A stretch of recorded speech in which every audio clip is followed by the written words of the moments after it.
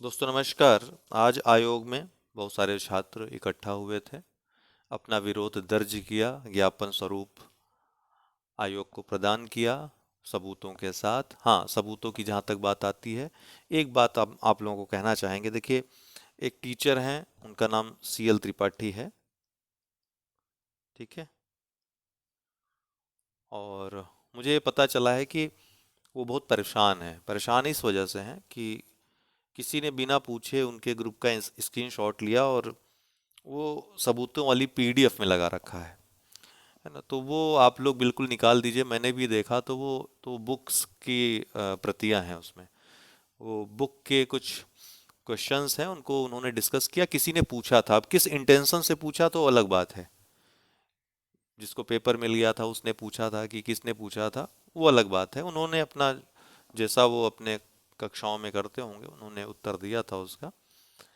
तो बहुत सारे लोग अन्यथा न लें उस बात को। इन सब में उनकी ये मैं जिम्मेदारी लेता हूँ कि CL त्रिपाठी सर की कोई भी भूमिका नहीं हो सकती है, क्योंकि बहुत ही सीधे सरल ईमानदार व्यक्ति हैं।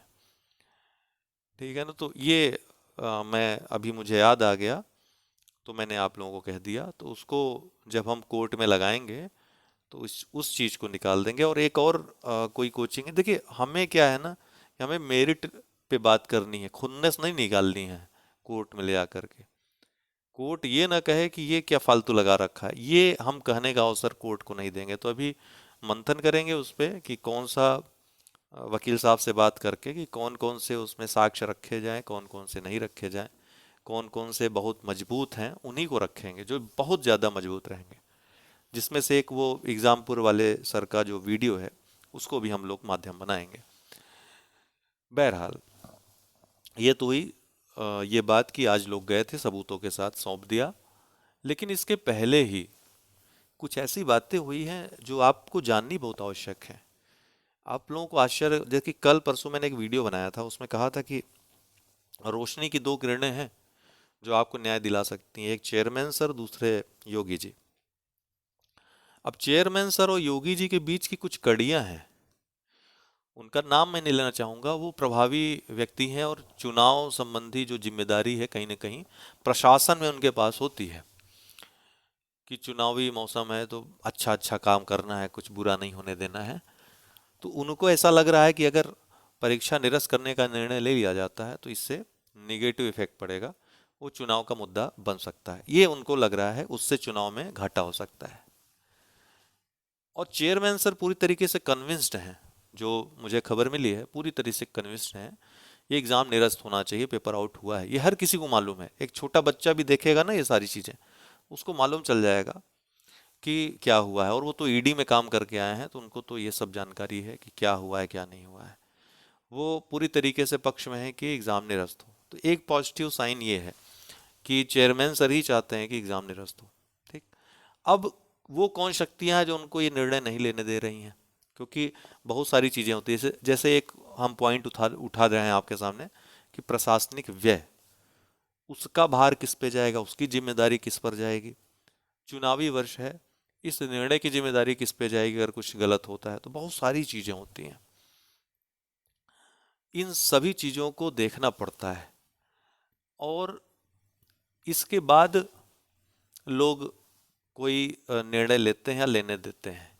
लेकिन यहाँ पर इस निर्णय से उनका नुकसान होगा कि फायदा होगा, ये हम लोग भली भांति जानते हैं। अगर परीक्षा निरस्त करने का निर्णय उसी दिन त्वरित रूप से ले लिया गया होता तो निश्चित रूप से इससे योगी जी की छवि को फायदा होता।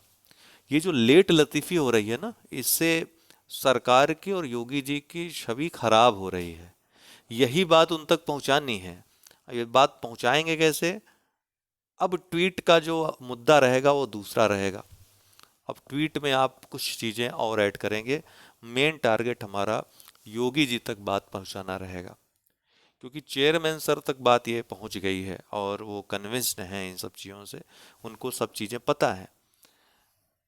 तो एक तो हम लोग ये काम करेंगे, दूसरा चेयरमैन सर भी ये काम कर सकते हैं।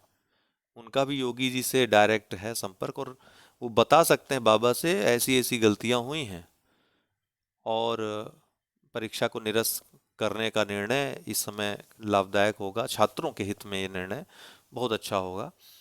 इससे आपकी छवि पर और आयोग की छवि पर भी काफ़ी जो प्रश्न चिन्ह खड़े हुए हैं वो सॉल्व होंगे। इससे छवि जो धूमिल होने से आप बचा सकते हैं, सरकार को भी और आयोग को भी। अब प्रश्न ये उठता है कि क्या चेयरमैन सर ऐसा करेंगे? तो बिल्कुल कर सकते हैं।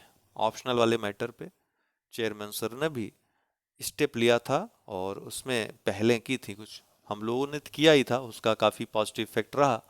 चेयरमैन सर ने भी अपनी तरफ से जो भी करना पड़ा था वो किया था उन्होंने स्टूडेंट वेलफेयर में, क्योंकि उनको पता था कि इससे गलत हो रहा है, ऑप्शनल हटना ही चाहिए।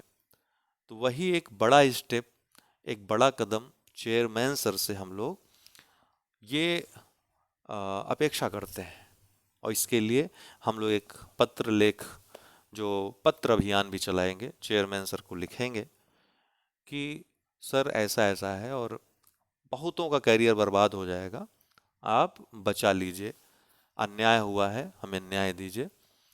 और योगी जी तक भी ये बात पहुंचाएंगे, ये हमारी जिम्मेदारी है, आपकी जिम्मेदारी है। चाहे गोरखपुर मठ का उसमें उन वहाँ के लोगों का हमको माध्यम बनाना पड़े, वहाँ के लोगों का, ताकि ये बिचौलिए जो है ना वो इसमें काम न खराब करें।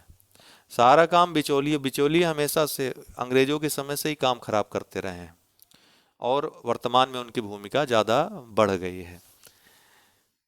तो परीक्षा निरस्त होगी ये तो आप समझिए गारंटी है इसकी। यहाँ से नहीं होगा, सरकार ने स्टेप लेगी, कोर्ट से होगा, क्योंकि आपके पास पुख्ता सबूत है। ये कोई यूपीएसआई लेखपाल वाला मामला नहीं है, वहां पे इतने सबूत नहीं थे, इतने पुख्ता सबूत नहीं थे, यहाँ पे तो हैं। एक ही सबूत पर्याप्त होता है, यहाँ तो सबूतों की लाइन लगी हुई है।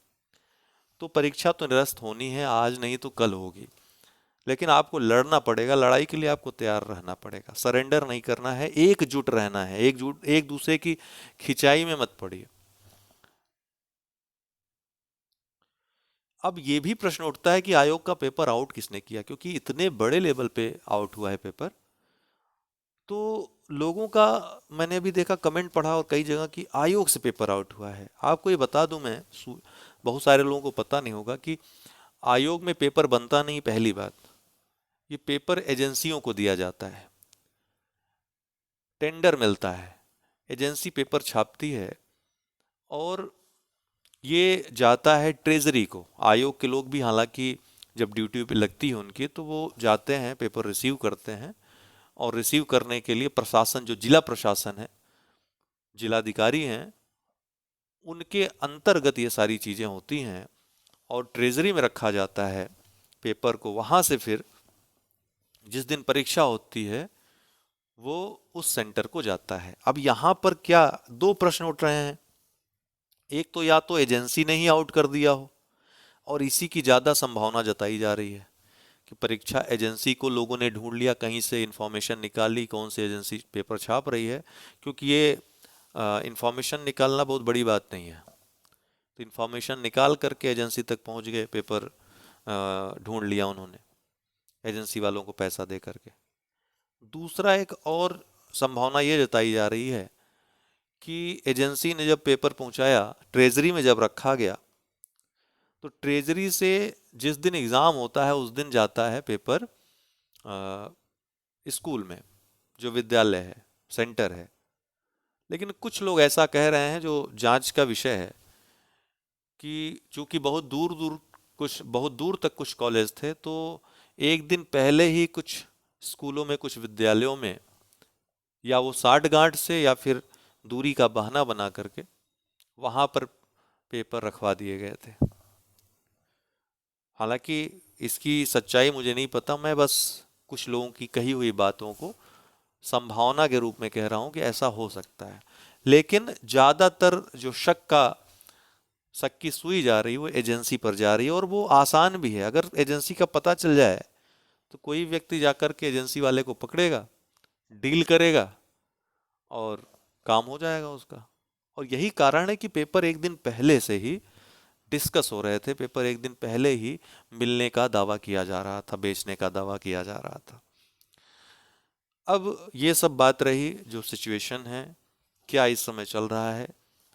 आपको अब योगी जी तक बात पहुंचानी है, कैसे बात पहुंचानी है आगे डिस्कस करेंगे। अब रही कोर्ट की बात, न्यायालय की बात। न्यायालय में जाना बहुत अवश्यंभावी हो गया है। क्यों? ये सब नाटक देखते हुए, क्योंकि ये प्रेशर का इस समय चुनाव का और प्रेशर का जो माहौल चल रहा है, इसमें क्या चीज, कौन जीतेगा कौन हारेगा, ये गूढ़ा गणित कर पाना बहुत ही कठिन काम है। तो हमें न्यायालय जाना है क्योंकि हमारे पास साक्ष्य हैं। पीआईएल बहुत जल्द दर्ज होगी। अभी हमारी बात हो रही थी सोमवार को या शनिवार, इसी शनिवार को, शनिवार या सोमवार को एक दिन रखेंगे। उस दिन ज़्यादा से ज़्यादा लोग इकट्ठा होकर के पीआईएल पर बात करेंगे, क्या क्या उसमें पॉइंट्स रखे जाएंगे, आमने सामने बात होगी, लॉयर भी मौजूद रहेंगे, बड़े से बड़े लॉयर को करना होगा ताकि ये शिकायत न रहे बाद में कि हमने ये पॉइंट कमजोर रखा। सारे चीज़ों को मजबूत करके हम लोगों को आगे बढ़ना है, और जैसा होगा फिर आगे हम चर्चा करेंगे। लेकिन ये सत्य जो है, इसको जानना बहुत आवश्यक है आप लोगों के लिए, ताकि जब आप कोई टिप्पणी करें या जब कहीं भी बात करें, जनप्रतिनिधि से भी बात करें, तो इस बात को जरूर रखें जो मैंने आपसे कहा है। ठीक है। जय हिंद।